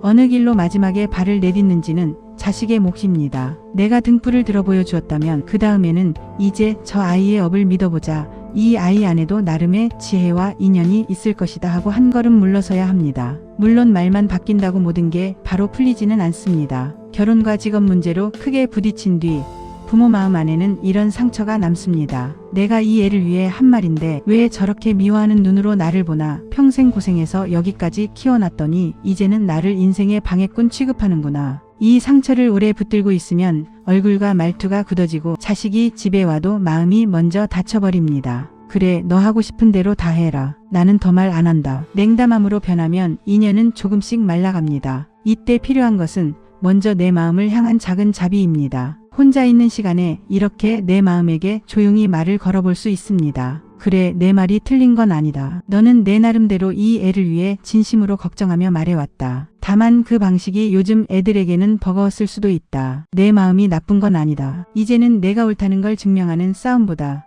이 애와의 인연을 지키는 쪽으로 방향을 조금 바꿔보면 어떨까? 이 말을 여러 번 되뇌다 보면 내가 맞고 저 애가 틀렸다는 팽팽한 줄이 조금 느슨해집니다. 그러면 자식에게 보내는 문자 한 줄도 달라집니다. 엄마, 아빠가 너무 고집이 세서 내 마음을 이해 못해준 것 같아 미안하다. 그렇다고 내가 걷는 길을 응원하지 않는 건 아니다. 내가 어느 길을 가든 건강하고 너무만 무모하지 않다면 우리도 먼 자리에서 기도하고 있겠다. 이 한 줄은 내 뜻대로 살라는 강요가 아니라 내 인생을 믿어보겠다는 응원으로 들립니다. 그 응원이야말로 부처님이 말씀하신 집착에서 자비로 한 걸음 옮겨간 마음에 가깝습니다. 부처님 눈으로 보면 자식의 결혼과 직업 문제는 결국 이 아이의 삶을 어디까지 내가 쥐고 있고 어디부터 내려놓을 것인가의 문제입니다. 우리는 평생 쥐고 버티는 법은 배워왔지만 놓고 내려놓는 법은 거의 배운 적이 없습니다. 그래서 자식이 30, 40이 되어도 마음속에서는 여전히 초등학생 때의 얼굴로 남아 있습니다. 저 애 없으면 내가 어떻게 살까라는 말 뒤에는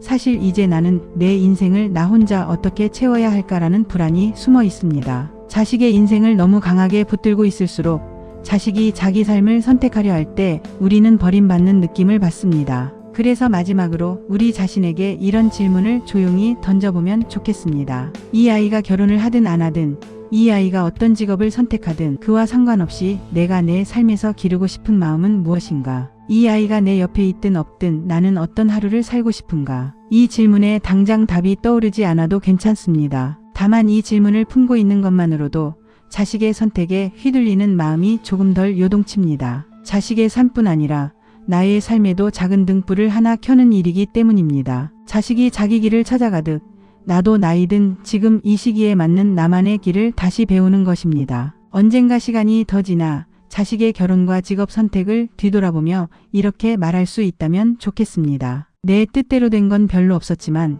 그래도 나는 이 아이의 길을 끝까지 지켜보았다. 틀렸다고 욕만 한 게 아니라 내 걱정도 솔직히 말하고 이 아이의 선택도 인정해 주려고 했었다. 무엇보다 이 아이 인생을 대신 살아주려고 몸부림치는 대신 내 삶도 조금씩 가꾸어 보려고 노력했다. 부처님 눈으로 보면 이런 태도야말로 집착에서 자비로 한 걸음 옮겨간 삶입니다. 지금도 자식의 선택 때문에 속이 끓고 밤잠이 줄어드는 날들이 계속되고 있다면 그 속에서 부처님이 조용히 묻고 계신지도 모릅니다. 너는 이 아이가 너와 다른 길을 갈 때 그 길을 어떻게 지켜보기를 원하는가? 이 아이를 믿는 마음과 너 자신을 믿는 마음 중에서 오늘은 어느 쪽을 조금 더 키워볼 것인가? 이 질문을 가슴 위에 살짝 얹어두고 오늘은 결혼과 직업 이야기를 평소보다 한 번만 덜 꺼내보는 것. 그 작은 실험이 어쩌면 이 인연을 지키는 또 하나의 지혜일지 모르겠습니다. 그리고 언젠가 자식이 자기 길을 돌아보며 이렇게 말하게 될 수도 있습니다. 부모님 말대로 살진 않았지만 그래도 내 길을 끝까지 지켜봐 준 사람은 우리 집밖에 없었다. 그 말 한 줄이면 지금까지의 모든 답답함과 서운함이 조금은 보상받는 느낌이 들지 않을까요? 부처님 눈으로 보면 바로 그 순간이 우리가 이 인연 속에서 쌓아온 공덕이 익어가는 때일지도 모릅니다. 제구편 내가 잘못 키운 걸까? 죄책감과 후회를 내려놓는 연습. 자식 때문에 마음이 괴로울 때 그 바닥에는 늘 한 줄이 가라앉아 있습니다. 내가 잘못 키운 걸까? 겉으로는 요즘 애들이 다 그렇지 뭐하고 툭 내뱉지만 불 끄고 혼자 누워있으면 생각이 달라집니다. 그때 내가 너무 몰아붙였나? 너무 못해줬나? 너무 내버려뒀나? 지금 저 모양이 된 게 결국 내 책임 아닌가? 자식이 힘들어하는 모습을 보면 우리는 자식보다 먼저 우리가 혼나는 기분이 듭니다. 부모 노릇을 이렇게밖에 못해서 미안하다. 이 죄책감은 누구 하나 대놓고 우리를 탓하지 않아도 스스로를 끝없이 몰아붙이게 만듭니다. 그래서 자식 걱정을 한다고 시작한 마음이 어느 순간에는 나는 부모로서 낙제다. 내 인생이 실패한 것 같다는 자기 비난으로 바뀌어 버리곤 합니다. 부처님은 각자는 자기 업의 주인이다라고 하셨습니다. 이 말은 부모 책임을 슬쩍 피하라는 뜻이 아니라 부모가 할 수 있는 몫과 할 수 없는 몫을 분명히 나누어 보라는 초대에 가깝습니다. 부모는 분명 자식 인생에 큰 영향을 줍니다. 말투, 습관, 돈 쓰는 방식, 사람을 대하는 태도 어릴 때 부모에게서 보고 들은 것들이 씨앗처럼 아이 마음에 뿌려지는 건 사실입니다. 하지만 그 씨앗이 떨어진 땅의 성질, 삶에서 맞닥뜨린 비바람과 햇볕, 누구를 친구와 배우자로 만났는지, 어떤 시대를 통과하고 있는지는 부모도 다 어쩔 수 없습니다. 같은 밥을 먹고 같은 집에서 자란 형제자매가 전혀 다른 길로 가는 모습을 우리는 수도 없이 봐왔지요. 그걸 전부 내가 잘못 키워서라고만 말할 수 있을까요? 더 깊이 내려가 보면 죄책감에는 두 마음이 섞여 있습니다. 저희가 저렇게 사는 게 안타까워서라는 마음과 내 인생이 실패한 것 같다. 누가 나를 잘했다고 말해 준 적이 없다는 마음. 부처님은 이런 상태를 자기 혐오, 곧 자기를 미워하는 마음이라 하셨고 수행자가 가장 조심해야 할 마음이라고도 하셨습니다. 자기를 미워하기 시작하면 어떤 좋은 가르침도 제대로 쓸 수 없기 때문입니다. 그래서 죄책감이 커질수록 자식에게 하는 말도 더 날카로워집니다. 내가 너 때문에 평생을 어떻게 살았는데 너는 왜 이 모양이냐라는 말 속에는 사실 내 인생 좀 인정해 달라. 나도 잘 살려고 애썼다는 서러움이 함께 들어 있습니다. 여기서 우리가 할 수 있는 첫 번째 연습은 이 죄책감을 조금 잘게 쪼개서 보는 일입니다. 마음속에 조용히 물어봅니다. 지금 내 안에서 진짜 올라오는 말은 뭐지? 저희가 힘들어서 안타깝다인가?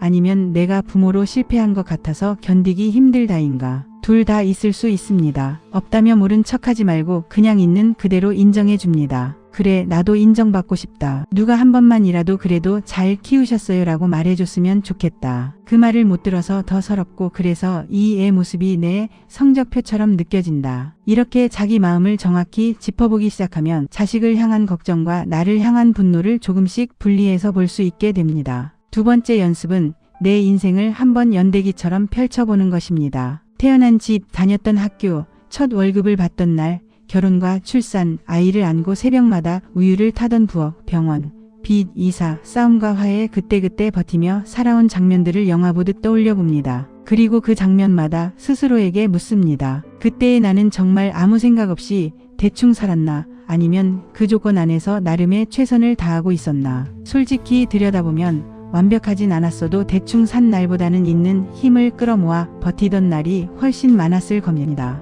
돈이 없어서 못해준 것, 몰라서 못해준 것, 내가 아직 너무 어려서 감당이 안 돼 못해준 것들은 분명 있습니다. 그렇다고 해서 일부러 망쳐보자고 아이를 키운 적은 없지요. 부처님은 지금의 나를 만든 것은 과거의 나라고 하시면서도 그때의 나 역시 그때의 조건 속에서 나름의 최선을 다했다고 보셨습니다. 이 사실을 인정하지 못하면 과거도 용서할 수 없고 현재를 바꿀 힘도 나지 않습니다. 많은 부모님들이 이렇게 말씀하십니다. 내가 그때 애한테 너무 심하게 했다. 너무 많이 참으라고만 했다. 너무 공부만 시켰다. 그래서 지금 저 애가 사람한테 마음을 못 여는 것 같다. 이 깨달음 자체는 굉장히 소중합니다. 부처님 말씀으로는 참회에 가깝습니다. 다만 참회가 힘이 되려면 거기서 멈추지 않고 한 발 더 나가야 합니다. 그때는 몰랐는데 이제는 안다. 그래서 오늘부터는 다르게 해보려고 한다. 여기까지 가야 참회가 나를 살리는 약이 됩니다. 그러니까 나는 최악의 부모다. 지금도 그렇게밖에 못한다는 자기 비난에 머무르면 그건 참회가 아니라 또 다른 자기 때리기일 뿐입니다. 그래서 자식에게 미안한 점이 선명하게 떠오를 때 이렇게 해볼 수 있습니다. 먼저 내 마음에게 말합니다. 그래, 그때 나는 많이 몰랐다. 어른이면서도 아직 어리석었다. 그래서 너를 밀어붙이기도 하고 상처되는 말도 했다. 그건 인정하자. 그리고 힘이 닿는다면 자식에게도 한 번은 솔직히 말해봅니다. 엄마, 아빠가 너 어릴 때 많이 몰라서 좋은 부모라기보다 그냥 버티는 부모였던 때가 많았다. 그래서 내 마음에 남은 상처가 있다면 그건 미안하다. 다만 그때는 그게 최선이라고 믿었단다. 이제라도 내 얘기를 더 듣고 싶다. 이 한마디를 꺼내는 순간 자식의 반응이 어떻든 간에 내 안에서는 이미 한 고비가 넘어갑니다. 죄책감을 가슴에 품고 혼자 원을 그리며 돌던 자리에서 바깥으로 한 발 내디뎌 본 것이기 때문입니다. 그렇다고 해서 이제부터 자식이 하는 말은 뭐든지 다 들어주고 다 내 잘못이다라고만 말하며 엎드리라는 뜻은 아닙니다. 그건 역시 또 다른 극단입니다. 부처님은 양 극단을 피하라고 하셨습니다. 나는 아무 잘못 없다. 다 너 탓이다도 극단이고 다 내 탓이다. 나는 무조건 죄인이다도 극단입니다. 우리가 걸어가야 할 길은 그 사이 어딘가입니다. 그래, 내가 한 몫은 분명히 있다. 하지만 이 아이의 성격과 선택, 만난 사람들, 시대의 흐름도 함께 이 아이를 만들었다. 이 인생 전체를 나 혼자 책임지겠다고 끌어안는 건 오히려 교만일 수 있다. 이렇게 정리하면 자식을 도와야 할 때와 한 발 물러서야 할 때를 조금 더 분별 있게 고를 수 있습니다. 죄책감이 짙어지면 지금 누릴 수 있는 좋은 관계도 온전히 누리지 못합니다. 지금은 자식이 나름대로 자기 자리에서 버티고 있고 가정을 꾸리고 잘 살고 있는데도 부모가 만날 때마다 옛날 이야기를 끄집어내며 그때 내가 너한테 너무 못했다. 미안하다. 미안하다만 반복하면 자식은 점점 부담을 느끼게 됩니다. 이제 와서 그런 말 안 하셔도 되는데 그냥 지금 잘 지내면 좋겠다라는 마음이 생기지요. 과거의 잘못을 인정하고 사과하는 건 2번이면 충분합니다. 그 이후에는 그때 미안했으니 지금은 다르게 살겠다는 모습으로 보여주는 게 더 중요합니다. 말로 100번 미안하다 하는 것보다 오늘 하루 자식에게 따뜻한 말 한마디, 상대를 믿어주는 눈빛 한번, 성급히 판단하지 않고 한 번 더 들어주는 태도가 훨씬 더 큰 힘이 됩니다. 부처님은 지나간 것은 이미 지나갔고 아직 오지 않은 것은 오지 않았다. 우리가 손댈 수 있는 것은 오직 지금 이 자리의 마음뿐이다라고 하셨습니다. 죄책감은 늘 과거에 머뭅니다. 그때 그러지 말걸, 그때 한마디만 더 해줄걸, 한 번만 더 참을걸. 하지만 우리는 그 장면으로 돌아갈 수 없습니다. 대신 지금 이 자리에서 할 수 있는 건 분명히 있습니다. 오늘 자식에게 밥은 먹었냐라고 물을 때 명령이 아니라 진짜 걱정이 담긴 말투로 묻는 것. 자식의 선택을 마음속으로는 100% 찬성하지 못하더라도 그래, 내 생각도 내 나름의 이유가 있겠구나 하고 한 줄 인정해 주는 것. 그리고 거울을 보면아 자신에게 그래도 여기까지 잘 버텼다고 조용히 한마디 건네는 것. 이게 우리가 책임질 수 있는 현재의 마음입니다. 언젠가 내가 이 세상을 떠나기 직전에 자식과의 관계를 떠올리며 스스로에게 뭐라고 말해주고 싶은지 한번 상상해 보면 좋겠습니다. 나는 너를 완벽하게 키우지는 못했다. 그러나 내 나름대로 최선을 다했다. 부족했지만 그래도 끝까지 내 편이 되려고 했었다. 이 정도 한 줄은 스스로에게 말해줄 수 있는 삶을 살고 싶지 않을까요? 그렇다면 오늘 이 죄책감의 무게를 조금만 내려놓고 자식을 향한 마음 반, 나 자신을 향한 자비 반으로 균형을 맞춰보는 것도 괜찮습니다. 부처님 눈으로 보면 자식 때문에 괴로워하는 이 마음조차도 결국 사랑하는 사람에게 잘해주고 싶었는데 뜻대로 되지 않은 마음에서 온 것입니다. 그 마음이 어리석게 표현될 때는 집착과 분노가 되고 지혜롭게 표현될 때는 책임과 자비가 됩니다. 죄책감을 당장 없애야 한다고 다그치지 말고 이렇게만 다짐해보면 어떨까요? 그래, 나는 완벽한 부모는 아니었지만 나쁜 부모도 아니었다. 부족한 채로 사랑하려고 애쓴 부모였을 뿐이다. 이제는 나를 때리는 마음 대신 나와 아이를 함께 품어주는 마음을 조금씩 키워보자. 이 다짐이 마음 어딘가에 조용히 내려앉는다면 그것만으로도 이미 죄책감과 후회를 내려놓는 연습은 반쯤은 시작된 것일지 모릅니다. 이 작은 씨앗이 자라면서 언젠가 우리 마음도 조금은 더 부드러운 부모, 그리고 나 자신에게도 따뜻한 사람으로 익어가게 될 것입니다. 제10편 걱정보다 믿음으로 자식과 나를 함께 살리는 마지막 연습. 부모들끼리 모이면 빠지지 않는 말이 있습니다. 자식 걱정 안 하는 날이 오긴 오냐. 어릴 땐 넘어질까봐, 학교 다닐 땐 성적과 친구 때문에, 사회 나가선 직장과 결혼 때문에, 결혼하고 나면 손주와 살림 때문에 제목만 바뀔 뿐 평생 걱정이 이어집니다. 그래서 문득 이런 생각이 들 때가 있습니다. 나는 평생 이 아이 때문에 웃었다 울었다 하다가 이렇게 늙어버렸구나. 이게 도대체 언제 끝나나. 그런데 부처님 눈으로 보면 질문을 조금 바꿔볼 수 있습니다. 자식 걱정을 완전히 없앨 수 있을까? 가 아니라 이 걱정을 어떤 모양의 마음으로 같이 들고 살 것인가? 로요. 지금까지 우리는 연락, 돈, 손주, 결혼과 직업, 거리감, 죄책감까지 자식 때문에 마음이 흔들리는 온갖 장면들을 함께 돌아봤습니다. 이야기가 많아질수록 마음이 더 복잡해진 것 같을 수도 있습니다. 그런데 한 걸음 물러서서 보면 그 모든 이야기 밑바닥에는 결국 한 줄 마음이 흐르고 있습니다. 저 애가 잘 됐으면 좋겠다. 다치지 않았으면 좋겠다. 나보다 조금만 덜 힘들게 살았으면 좋겠다. 이 마음이 방향을 잃고 헤매면 집착과 분노가 되고 방향을 조금만 바로잡으면 자비와 기도가 됩니다. 마지막 이야기는 이 마음을 걱정에서 믿음과 맡김의 자리로 천천히 옮겨보는 연습입니다. 부처님께 맡긴다는 말을 들으면 어떤 분들은 이렇게 느끼실지 모릅니다. 내 자식 일인데 그걸 어떻게 남한테 맡겨? 부모가 해야지. 하지만 여기서 말하는 맡김은 손을 털고 냉정해지자는 뜻이 아닙니다. 이 아이를 살리는 일이 온전히 내 힘만으로 되는 게 아니라 이 아이의 업과 인연 그리고 내가 다 알지 못하는 더 큰 흐름도 함께 작용한다는 걸 인정하겠다는 고백에 가깝습니다. 부처님은 태어나고 늙고 병들고 죽는 것은 누구도 대신해 줄 수 없다. 각자는 자기 업의 주인이고 자기 길의 행자다라고 하셨습니다. 부모를 무력하게 만들려는 말이 아니라 부모가 괜히 떠안고 있던 과도한 짐을 살며시 내려놓게 돕는 말씀입니다. 우리는 흔히 생각합니다. 내가 더 잘 키웠다면, 더 막아줬다면, 돈을 더 보태줬다면, 말을 조금만 더 잘했더라면. 하지만 부처님 눈으로 보면 우리 각자는 수많은 인연 속에서 자기 몫의 길을 걸어갑니다. 부모는 그 길에 한 시기를 함께 걸어준 고마운 동반자일 뿐 그 길 전체를 대신 살아줄 수 있는 주인은 아닙니다. 그래서 마지막 연습은 이 한 문장에서 시작됩니다. 이 아이의 인생은 이 아이의 인생이다. 나는 다만 이 인생이 너무 크게 어긋나지 않도록 곁에서 등을 살짝 비춰주었을 뿐이다. 이 문장을 마음속에서 몇 번이고 되뇌어보는 것만으로도 자식을 향해 꽉 쥐고 있던 손이 조금 느슨해지는 느낌을 받을 수 있습니다. 이 느슨함은 포기가 아니라 공간입니다. 내가 반 발짝 뒤로 물러섰을 때 그 비워진 공간 안으로 아이 자신의 지혜와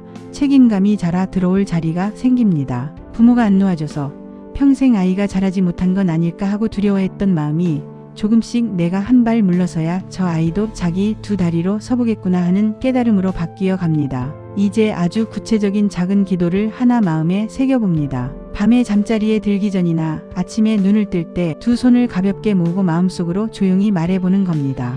부처님, 저는 이 아이를 제 방식대로 최선을 다해 키워왔습니다. 부족한 것도 많았고 어리석었던 때도 많았지만 그래도 사랑이 없었던 적은 없었습니다. 이제는 이 아이의 인연을 조금 더 부처님께 맡기고 싶습니다. 제가 할 수 있는 몫은 하되 제가 할 수 없는 부분까지 붙잡고 괴로워하지 않도록 제 마음을 조금 부드럽게 해 주십시오. 이 아이가 힘들 때 제가 지혜로운 말과 따뜻한 눈빛으로 옆에 있을 수 있도록 제 마음을 밝혀주십시오. 이 짧은 기도 안에는 세 가지가 들어 있습니다. 내가 할 수 있는 무, 내가 할 수 없는 무, 그래도 끝까지 옆에 있고 싶은 마음. 우리는 그동안 두 번째와 세 번째를 자주 헷갈려 왔습니다. 내 힘으로 어쩔 수 없는 무까지 어떻게든 바꿔보려 하다가 오히려 첫 번째 무, 지금 여기에서 쓸 수 있는 작은 지혜와 자비를 쓰지 못한 채 지쳐버린 적도 많습니다. 기도는 이 셋을 다시 정리해주는 일입니다. 자식 이름을 마음속으로 한번 떠올리고 숨을 천천히 3번 들이쉬고 내쉰 뒤 이 아이의 길이 크게 어긋나지 않도록 저도 집착보다 믿음을 조금 더 선택하게 해주십시오라고 한 줄 올리는 것, 그 정도면 충분합니다. 이렇게 마음을 돌리는 연습을 계속하다 보면 걱정의 내용이 조금씩 달라지기 시작합니다. 예전에는 어떡하냐, 큰일 났다만 머릿속에서 맴돌았다면 이제는 그 뒤에 조용히 이런 말이 따라붙습니다. 그래도 저 아이 안에도 부처가 될 씨앗이 있다. 언젠가는 자기 나름의 길을 찾아갈 것이다. 부처님은 모든 중생에게는 불성이 있다고 하셨습니다. 누구 안에나 바르게 살고 싶고 덜 괴롭게 살고 싶은 마음에 씨앗이 이미 들어있다는 뜻입니다. 그 씨앗을 믿지 못할 때 우리는 자식 인생 전체를 우리가 대신 끌고 가야 한다고 느낍니다. 그 씨앗을 조금이라도 믿기 시작하면 지금은 빙빙 도는 것처럼 보여도 언젠가 저 나름의 깨달음을 얻을 거라는 기대를 마음에 얹어볼 수 있습니다. 걱정의 자리에 아주 조금씩 믿음이 스며드는 순간입니다. 자식 걱정을 내려놓는다는 것은 이제 너랑 상종 안 하겠다는 선언이 아닙니다. 오히려 그 반대입니다. 예전처럼 내 말대로 살면 안심하고 내 뜻과 다르게 살면 괴로워하는 관계에서 조금씩 벗어나 이 아이가 어떤 모양으로 살아도 그 안에서 조금이라도 더 지혜롭고 덜 다치기를 바라며 함께 기도하는 관계로 바꾸는 것입니다. 말하자면 통제하는 부모에서 기도하는 부모로, 답을 대신 내려주는 부모에서 등불을 같이 들어주는 부모로 한 걸음 옮겨가는 연습입니다. 아이를 끌고 가는 손은 조금씩 놓되 아이가 힘들어 뒤돌아봤을 때 언제든지 다시 볼 수 있는 얼굴, 다시 기대어 볼 수 있는 어깨로 남는 것, 이게 맡김의 다른 얼굴입니다. 이 과정에서 빼놓을 수 없는 게 하나 더 있습니다. 바로 내 삶의 중심을 조금씩 다시 나에게 돌려놓는 것입니다. 자식을 향한 걱정이 너무 크면 내 삶의 다른 부분들이 서서히 말라버립니다. 친구와의 연락, 배우자와의 대화, 내 몸과 건강, 내가 좋아하던 작은 취미들 이런 것들이 모두 뒤로 밀려납니다. 그러다 보면 자식이 힘들어질수록 나도 같이 무너집니다. 자식 입장에서는 이런 복잡한 마음이 생기기도 합니다. 내 인생 버티는 것도 벅찬데 부모님까지 내 삶에 매달려 있는 것 같다. 그래서 더 부담스럽다. 부처님은 수행자는 자기 몸과 마음을 잘 돌보는 것부터 시작해야 한다고 하셨습니다. 부모도 다르지 않습니다. 자식 때문에 늙어가는 인생이 아니라 자식 덕분에 마음이 더 깊어지는 인생이 되려면 내 삶에도 작은 기쁨과 배움을 다시 불러들여야 합니다. 동네절에 들러 따뜻한 차 한 잔을 마시는 시간, 걷기 좋은 길을 찾아 천천히 걸어보는 시간, 책 한 페이지라도 읽어보는 시간, 손재주를 살려 무언가를 만들어 보는 시간, 내 몸에 수고했다라고 말해주며 가볍게 스트레칭하는 시간, 이런 자잘한 순간들이 쌓이면 그래, 내 인생도 아직 진행 중이구나 하는 감각이 다시 살아납니다. 자식은 말하지 않아도 압니다. 부모가 나 때문에만 사는지 아니면 부모 자신도 자기 삶을 잘 살아가고 있는지. 부모가 자기 삶을 적당히 잘 가꾸고 있으면 자식도 조금은 안심합니다. 엄마 아빠도 나 없이 나름대로 잘 사시겠구나. 내가 내 삶을 선택해도 이분들은 무너지지 않겠구나. 이 안심이 있어야 자식도 자기 길을 조금 더 자유롭게 걸을 수 있습니다. 부처님식으로 말하면 부모의 행복도 자식에게 주는 보시입니다. 부모가 미소를 조금 더 자주 지을수록 자식은 죄책감 대신 고마움을 느끼게 됩니다. 부모님을 위해서라도 잘 살아야지라는 다짐은 부모가 너무 힘들어 보일 때보다 부모가 자기 삶을 나름대로 기쁘게 살아갈 때 훨씬 더 깊이 일어납니다. 그리고 자식 걱정으로 잠이 오지 않는 밤에는 이렇게 짧은 문장을 마음속에 띄워보길 권해봅니다. 지금 이 순간 나는 이 아이의 인생 전체를 해결할 수 없다. 하지만 지금 이 순간 나는 이 아이를 위해 기도할 수 있다. 그리고 지금 이 순간 나는 나 자신을 위해 숨을 한 번 깊게 들이쉬고 내쉴 수 있다. 이것이면 오늘은 충분하다. 이 문장은 우리의 시선을 과거나 먼 미래가 아니라 지금 여기로 내려앉게 해줍니다. 해결해야 할 인생 전체 대신 지금 할 수 있는 작은 한 가지의 마음을 모으게 해줍니다. 부처님 눈으로 보면 자식 때문에 괴로워했던 이 시간들 역시 결국 마음이 자라나는 과정입니다. 사랑이 없으면 괴로움도 없습니다. 지금 이 괴로움의 무게만큼이나 우리 안에는 누군가를 깊이 사랑해 온 시간이 있었다는 뜻이기도 합니다. 이제 그 사랑을 집착의 끈으로만 쓰지 말고 기도의 등불로도 써보자는 것이 이 마지막 이야기가 권하는 연습입니다. 어쩌면 이야기를 다 읽고 난 뒤 마음속에 이런 말이 살짝 올라올지도 모릅니다. 그래, 자식은 자식 길을 가고 나는 내 길을 가는 거다. 그렇지만 서로를 위해 기도해 줄 수는 있겠지. 나는 오늘부터 그 기도를 조금 더 자주 해보자. 이 한 줄이 마음 깊은 곳 어딘가에 조용히 앉아 있다면 부처님께서도 아마 이렇게 미소 지으실 것 같습니다. 이제 이 부모는 사랑을 조금 다른 모양으로 쓰기 시작했구나. 그리고 그 순간부터 자식 때문에 뒤집히던 우리의 마음도 아주 조금씩, 그러나 분명히 예전과는 다른 길을 걷기 시작할 것입니다. 여기까지 긴 이야기를 함께 걸어오시느라 참 수고 많으셨습니다. 자식 때문에 괴로운 마음 하나 들고 시작했다가 사랑과 집착의 경계, 연락과 거리감, 돈과 선택, 손주와 양육, 분노와 싸움, 죄책감과 기도,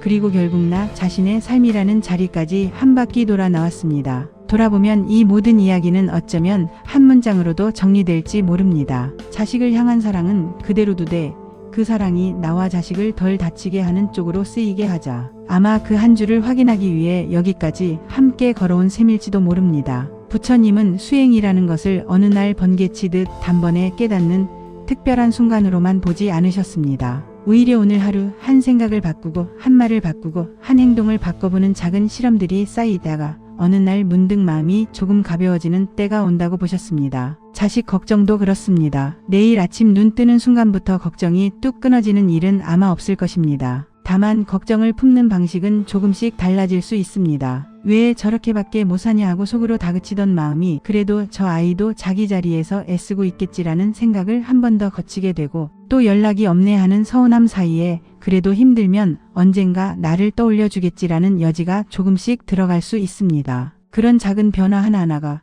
부처님이 말씀하신 수행의 한 걸음입니다. 그래서 앞으로 자식 생각에 마음이 복잡해지는 순간이 찾아올 때 이 이야기들 중 어느 한 줄이라도 떠올려 보셨으면 합니다. 지금 내 안에서는 어떤 마음이 일어나고 있지? 이 마음은 어디에서 출발했지? 이때 부처님이라면 내게 뭐라고 말씀하실까 하고요. 그리고 무엇보다 그 순간에 나 자신에게 이렇게 조용히 말해주셨으면 합니다. 그래, 지금 내 마음이 많이 힘들구나. 그래도 너는 이 아이를 사랑하느라 여기까지 애써온 사람이다. 오늘은 자식을 혼내기 전에 자식을 걱정하는 이 마음부터 먼저 안아주자. 자식을 바로잡기 위한 말보다 자식을 걱정하느라 지친 나 자신을 먼저 다독이는 말 한 줄이 들어가는 순간 마음의 방향이 살짝 달라집니다. 그 방향 전환이야말로 걱정에서 믿음으로 옮겨가는 작은 전환점일지 모릅니다. 이 짧은 문장은 앞으로의 날들 속에서 여러분 편이 되어줄 것입니다. 자식과의 인연이 앞으로 어떻게 흘러갈지는 누구도 알 수 없습니다. 아이가 더 가까이 올 수도 있고 한동안 멀어졌다가 다시 돌아올 수도 있고 생각보다 아주 묵묵히 자기 길을 잘 걸어갈지도 모릅니다. 다만 그 인연을 바라보는 나의 마음은 오늘 이 자리에서도 조금씩 달라질 수 있습니다. 그 마음이 어제보다 조금만 더 부드러워지고 조금만 덜 상처받기를, 그래서 여러분의 남은 날들이 자식 걱정 속에서도 조금 더 평안해지기를 이 자리에서 조용히 함께 빌어봅니다.